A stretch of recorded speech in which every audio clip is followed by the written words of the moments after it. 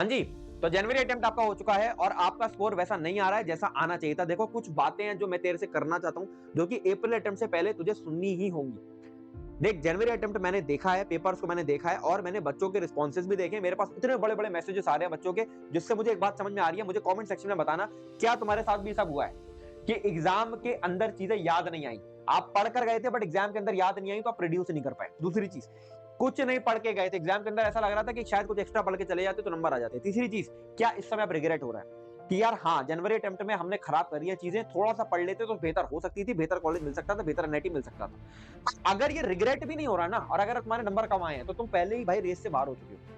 अगर रिग्रेट हो रहा है तो इसका मतलब अभी भी कुछ शर्म बची है, अभी भी आप रेस में हो, अभी भी इंप्रूवमेंट का स्कोप बचा हुआ है। तो मुझे कमेंट सेक्शन में बताओ कितने ऐसे बच्चे जिनको ये तीनों प्रॉब्लम जिन्होंने फेस करी है, इनमें से 2 प्रॉब्लम या 1 प्रॉब्लम फेस करी है। अब देख यार सिंपल सी बात है, इस वीडियो को ध्यान से एंड तक तेरे को सुन लेना है, क्योंकि यार आज मैं वो बातें करने वाला हूं जो बातें यूट्यूब पर नहीं कर रहे हैं लोग, जो हार्ड बातें हैं थोड़ी सी, ठीक है, जो ऐसी चीजें हैं जो यूट्यूब पर आपको इसलिए नहीं बताई जा रही क्योंकि यूट्यूब पर लोग कोर्स बेचने में लगे हुए हैं। क्या बातें समझो।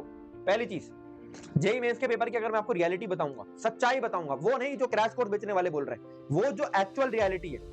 आप 2021 के पेपर उठा के देख लेना, 2022 के उठा के देख लेना, 23 के उठा के देख लेना, मेरी जान फिजिक्स बिल्कुल फॉर्मूला बेस्ड आई है, लड्डू आई है। कोई बच्चा मेरे से आके बोल दे कि नहीं यार भैया मेरी फिजिक्स टफ आई थी, खराब आई थी फिजिक्स, मेरे से बन नहीं रही थी फिजिक्स, भाई मुझे ये सुनना ही नहीं है। फिजिक्स बे एकदम लड्डू आई थी। आप 2020 19 18 की फिजिक्स उठा के देख लो और ये फिजिक्स उठा के देख लो, जमीन आसमान का फर्क है। सिलेबस कवरेज था खाली। दूसरी चीज, केमिस्ट्री डायरेक्टली पीवाईक्यू बेस्ड आया था। आप इनऑर्गेनिक उठा के देख लो कि सीधे सीधे क्वेश्चन थे, टिक लगा के आगे बढ़ना था। ऑर्गेनिक के बहुत सिंपल सिंपल से क्वेश्चन थे। जिस बच्चे ने थोड़ी बहुत एनसीईआरटी भी पढ़ी होगी ना, इवन मैं कह रहा हूं पहली एक्सरसाइज भी लगाई होती ना मॉड्यूल की, तो आप केमिस्ट्री पूरी कर सकते थे। मैथ के अंदर पहली बार मैथ मेरे को ऐसी लगी है कि डुएबल मैथ थी। मैथ इतनी टफ नहीं थी कि एक भी सवाल नहीं दिख रहा था। भाई 2021-22 के पेपर देखना, एक भी सवाल नहीं दिखता था मैथ्स में। यहाँ पर कम से कम 8 से 10 सवाल इजी दिख रहे थे, स्टैंडर्ड दिख रहे थे, लिमिट कंटिन्यूटी डिफरेंशियबिलिटी के स्टैंडर्ड क्वेश्चन आए थे, बायनोमियल के स्टैंडर्ड क्वेश्चन आया था, टर्म्स वाला बिल्कुल स्टैंडर्ड, वेक्टर जीडी आई थी, मैट्रिक्स स्टेटमेंट बिल्कुल स्टैंडर्ड आया था। तो स्टैंडर्ड क्वेश्चन थे जो बच्चे करते हैं क्लास के अंदर, तो ये पेपर टफ नहीं थे। क्या गलती हुई है इसका आपको थोड़ा एनालिसिस करना पड़ेगा, और सच्चाई ये है कि प्रिपरेशन वीक थी। प्रिपरेशन वीक थी। वीक प्रिपरेशन मतलब आपने 4 जगह से लेक्चर देखे, आपको कंसेप्चुअल क्लैरिटी नहीं आई, आपने एक बार भी मॉड्यूल डीपीपी उठाकर नहीं देखी, पास्ट ईयर क्वेश्चन आपने लगाया नहीं, कंसिस्टेंसी आप में थी नहीं। ये हार्ड बातें बट सुननी पड़ेंगी मेरे भाई, और सुनना इसलिए जरूरी है क्योंकि अगर ये सुनोगे नहीं, इसमें इंप्रूवमेंट नहीं करोगे तो मेरे भाई अप्रैल भी ऐसे ही जाएगा। मैं चाहता हूं जेन्युइनली कि तू अप्रैल बचाए, और मेरा गला इतना ज्यादा गला फाड़ने का रीजन भी यही है कि मेरे भाई अप्रैल बचा सकते हो तुम, बट तेरे को पहले पता होना चाहिए मेरे से गलती क्या हुई है, उन गलतियों को अप्रैल में ठीक करोगे तभी अप्रैल बचा सकते हो। देख मेरे भाई, वीकनेस का एनालिसिस करते हैं बैठ के, क्या तेरी गलतियां थी। मेरे पास इतने लंबे लंबे मैसेजेस आए थे 2 से 2,500 बच्चों के, तब मेरे को ये बात समझ में आई है कि क्या क्या वीकनेसेस थी बच्चों की। पहली सबसे बड़ी वीकनेस क्या भैया, क्वेश्चन प्रैक्टिस। ठीक है, क्वेश्चन प्रैक्टिस बच्चों की वीक रह गई थी। थ्योरी के अंदर गैप्स थे, छोटे छोटे गैप्स थे जिसके लिए आपने पहले 1.0 बैच यूज करा, 3.0 बैच यूज करा, फिर वन शॉट सीरीज यूज करी, फिर revision one shot series use करी, पर छोटे छोटे गैप्स का भी क्लियर नहीं हुआ। टाइम मैनेजमेंट आप कर नहीं पाए। ठीक है, आपके बीच बीच में बोर्ड की थ्योरी, बोर्ड के एग्जाम्स आ जाते थे, बीच बीच में आप जो है वो इनकंसिस्टेंट हो जाते थे। फिर आपके कॉन्फिडेंस के इश्यूज थे, कॉन्फिडेंस नहीं था एग्जाम से पहले, मॉक टेस्ट आपने ढंग से नहीं दिए। ये सारे के सारे इश्यूज मेरे को कमेंट सेक्शन में चाहिए कि हाँ जी भैया हमारे हमने भी सारे के सारे इश्यूज फेस करे। अब इसके बाद सबसे पहली चीज, मैं आपके वीकनेसेस का एनालिसिस कर रहा हूं। पहली चीज, कोई शेड्यूल नहीं था तुम्हारा, सच्चाई है कि नहीं है? कमेंट सेक्शन में चाहिए मेरे को, सच्चाई है या नहीं है। मैं एक एक कमेंट पढ़ूंगा। कोई शेड्यूल नहीं था तुम्हारा। तुम मेरे भाई पढ़ने बैठते थे, तुम हफ्ते में एक टाइम टेबल रेडी करते थे और उस टाइम टेबल को 7 दिन फॉलो करने में तुम्हारी मौत पड़ती थी। तुम 3 दिन उसको फॉलो करते थे, बाकी 4 दिन तुम्हारे इनकंसिस्टेंट निकलते थे। और अगर मान लो मैंने कहा 7 दिन फॉलो कर भी लिया, तो उस शेड्यूल के अंदर भाई साहब थ्योरी पढ़ने के टाइम पे तुम्हें ऐसा लगा यार आज थ्योरी मैंने कंप्लीट कर ली, आप क्वेश्चन करने जा रहा हूं, क्वेश्चन करने गए 2 क्वेश्चन नहीं बने, आप मोबाइल लेके बैठ गए, मोबाइल लेके डिस्ट्रैक्ट हो गए। तो कोई शेड्यूल नहीं था आपका, कोई कंसिस्टेंसी नहीं थी आपकी। फिर एग्जीक्यूशन पार्ट बिल्कुल जीरो था। सारा दिन आपने, मैंने ऐसे 10 वीडियो बनाए हैं, पूरे साल आपने वीडियो देखे, स्ट्रेटेजी देखी, एग्जीक्यूशन आपका था नहीं। ठीक है, इसके साथ में क्वेश्चन प्रैक्टिस बहुत वीक थी।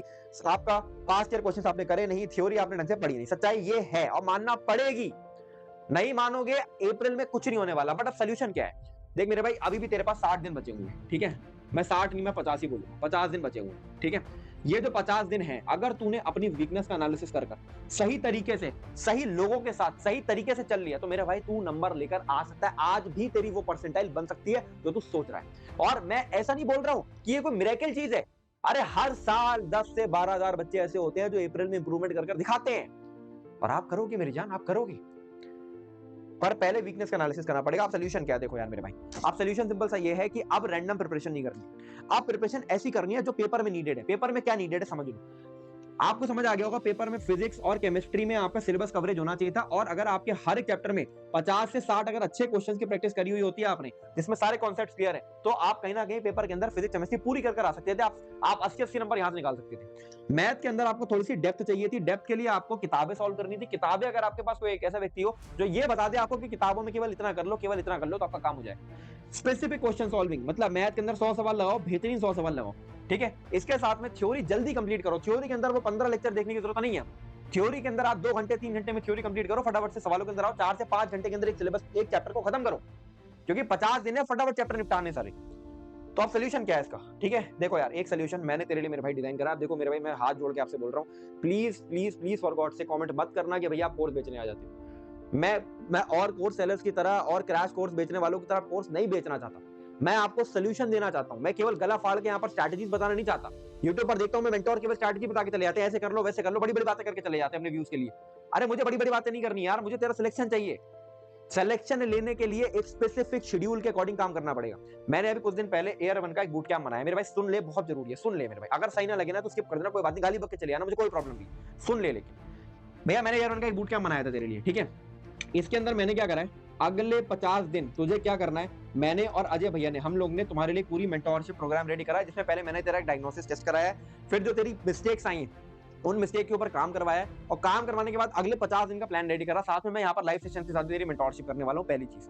दूसरी चीज, मैंने यहाँ पर तेरे को कंसेप्चुअल प्रैक्टिस करने के लिए, समझ लेना मेरे भाई, मैं फिर बोल रहा हूँ, बहुत इंपॉर्टेंट चीज है इस समय, कंसेप्चुअल प्रैक्टिस मैंने यहाँ पर करवाई है, नॉर्मल प्रैक्टिस नहीं है ये। कंसेप्चुअल प्रैक्टिस क्यों बोल रहा हूँ मैं इसको, क्योंकि देखो इसमें मैंने लेवल 1 में तो तेरे को नॉर्मल मेंस के क्वेश्चन कराए हैं, जिसमें 30 क्वेश्चन लेवल 1 के, और लेवल 2 में मैंने तेरे को chapter wise best book questions दिए हैं, बुक एक्सट्रैक्ट बनाया है, ठीक है भैया। जितनी भी जेई की किताबें होती हैं उसे छाट छाट के बेस्ट क्वेश्चन ढूंढ के लेकर आया हूं मैं तेरे लिए, ठीक है। फिर तीसरा लेवल मैंने आपको एक्स्ट्रा दिया, जहां पर तेरे को क्या करेगा, एक्स्ट्रा प्रैक्टिस मार सकता है, ठीक है। इसके साथ में पीवाईक्यूज अलग से दिए हैं। तो ये जो पूरी की पूरी चीज मैंने डिजाइन करी है, कंसेप्चुअल प्रैक्टिस, ठीक है, ये मैंने टेस्ट फॉर्म में डिजाइन करी है, और टेस्ट फॉर्म में टाइम बाउंड प्रैक्टिस, यानी 2 मिनट में 1 मिनट में सवाल करना है आपको, और फिर इसका सोल्यूशन, ठीक है। तो ये पूरी की पूरी चीज, फिर इसके साथ में थ्योरी रिसोर्स कि यूट्यूब के हिडन वन शॉट्स जो आपको पता नहीं है, जो हिडन रिसोर्सेज है, ढूंढ ढूंढ के पूरे पूरे सिलेबस में लगा रखे, ठीक है। और इसके साथ में बहुत इंपॉर्टेंट बोर्ड का एक थ्योरी रिसोर्स जो कि मैंने आपके लिए अलग से डिजाइन करा है, और फुल टेस्ट, ठीक है, 10 से 12 फुल टेस्ट बनाऊंगा जैसे आपके इस समय पूछे जा रहे हैं। ये पूरा का पूरा मैंने बूट कैंप प्रोग्राम डिजाइन करवाया था मेरे भाई। मैंने इसका प्राइस ना, आप सुनोगे आप खुद कहोगे यार ये प्राइस में तो मतलब शर्म आनी चाहिए किसी को भी, ठीक है। क्या प्राइस मैंने रखा है, मात्र 499। पर आज भी जब मैं इसके बारे में बच्चे को बता रहा हूं ना, तो बच्चा पता है क्या कहता है, अरे यार आप कोर्स बेचने लग रहे हो, आप कोर्स बेचने लग रहे हो, आप कोर्स बेचने के लिए सब बोल रहे हो बातें। मैं तेरा सिलेक्शन चाहता हूं मेरी जान। मैं 499 रुपीज भी इसलिए रख रहा हूं ताकि तू सीरियस होकर इसको फॉलो कर ले। इसके अंदर प्रीवियस ईयर क्वेश्चन तो मैंने फ्री कर दिए, तो लिंक मैं डिस्क्रिप्शन में दूंगा, ठीक है मेरे भाई। मैं सिंपल सी आपको चीज बता रहा हूं, ऐसी प्रोडक्ट से ही सोल्यूशन होने वाला है, केवल वीडियो से सोल्यूशन नहीं होगा। जब तक आप अपना स्पेसिफिकली, मैं अगर आपको चीजें नहीं प्रोवाइड कर पाऊंगा, एक टीम बैठकर आपके लिए काम नहीं करेगी, टीम की कॉस्ट नहीं जाएगी, जब कॉस्ट इन्वॉल्व नहीं होगी तब तक चीजें नहीं बनेंगी, तब तक सोल्यूशंस नहीं बनेंगे। तो मेरे भाई प्लीज, मैं आपसे, जब आप ये वीडियो देख रहे हो, मैं आपसे कहूंगा जितने लोग ये वीडियो देख रहे हो, प्लीज जाके कमेंट सेक्शन में, डिस्क्रिप्शन में इसका लिंक दे दूंगा, उसमें जाके एनरोल हो जाओ। जो चीजें मैंने यहाँ पर आपको करने के लिए बोली, अगर आप इतना कर लेते हो तो मेरे भाई आप अप्रैल अटेम्प्ट में 99 परसेंटाइल पर बैठे होगे, ठीक है। इसके साथ में पीवाईक्यूज आपका गेटवे है टू सक्सेस, ये बात आपको समझ में आई गई होगी। प्रीवियस ईयर क्वेश्चन एक ऐसी चीज है जो कि अगर आपको लगाने हैं, ठीक है, तो उससे पहले आप 40-50 अच्छे सवाल लगाओ ताकि सारे कॉन्सेप्ट क्लियर हो जाए, और previous year question as a test form में सॉल्व करो, ताकि प्रीवियस ईयर क्वेश्चन जब आप सॉल्व करोगे तो आपको रियलाइज होगा कि आपकी क्या गलतियां हुई थी। मैंने ईयर 1 के आपके ऊपर 2026 के प्रीवियस ईयर क्वेश्चन 22 से लेकर 26 तक के सारे फ्री भी दे रखे हैं, तो आप वो भी देख सकते हो, ठीक है। इसके साथ में कंसिस्टेंसी, भाई आज के दिन में 12 घंटे पढ़ना इंपॉर्टेंट है, ठीक है, बट 12 घंटे डेली पढ़ना ज्यादा इंपॉर्टेंट है।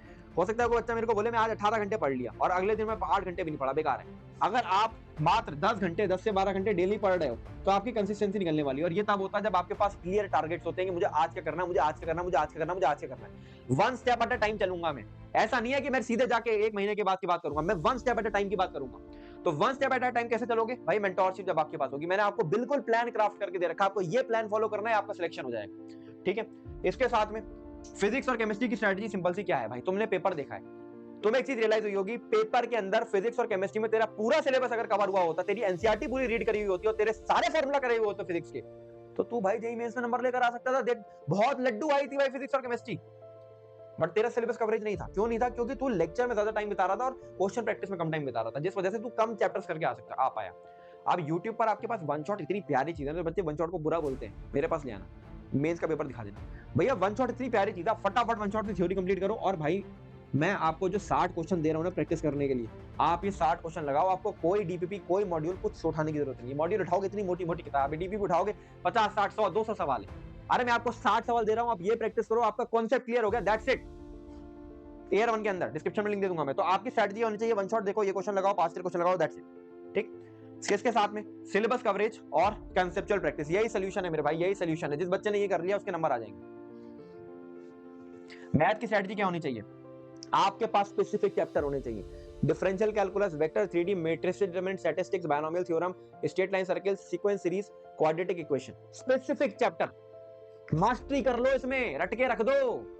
एक एक सवाल एडवांस तक करके चले जाओ कि इन 10 चैप्टर से तो कुछ आ जाए। मेरे को बस 40 नंबर निकालने, मैं 40 नंबर निकाल लूंगा, मेरा काम हो जाएगा। अरे भैया मैं 80 नंबर निकालूंगा, फिजिक्स और केमिस्ट्री में 200 नंबर आ गए मेरे 200 में, मेरे को एनआईटी आप छोड़ के तो दिखा दो। अरे भाई एनआईटी में मेरे को एनटी को चैलेंज करो ना 200 नंबर लाके कि यार भाई आओ आप दिखाओ कैसी एनआईटी मिल सकता है मुझे। अरे फिजिक्स केमिस्ट्री में 80 नंबर लाना मुश्किल है क्या? 40 नंबर लाना मुश्किल है क्या मैथ के अंदर यार? ठीक है, तो ये चीज आप कर सकते हो। रिवीजन, एग्जाम में चीजें तभी याद नहीं आती जब आपने रिवीजन नहीं करा होता है। और रिवीजन नहीं करे होने का सिंपल सा मतलब ये है कि आपको कभी भी एग्जाम में चीजें याद नहीं आएंगी, आप कितना भी थ्योरी पढ़ लो, कितना भी सवाल लगा लो। रिवीजन करे बिना पेपर में मत जाना, कम से कम 2 बार। ठीक है।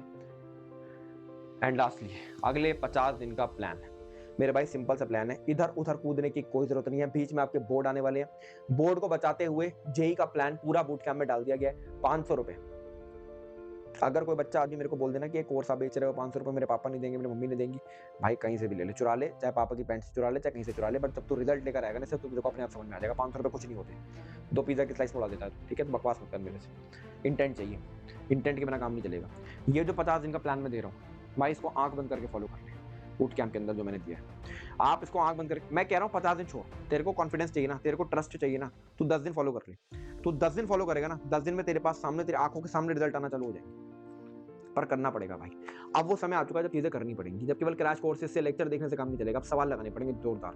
अब कंसिस्टेंसी बनानी पड़ेगी, अब मेंटोरशिप आपके पास होनी चाहिए, अब आपके पास टेस्टिंग होनी चाहिए, ज्यादा से ज्यादा समय आपका पेन पर जाना चाहिए, तब आपके मार्क्स आने वाले।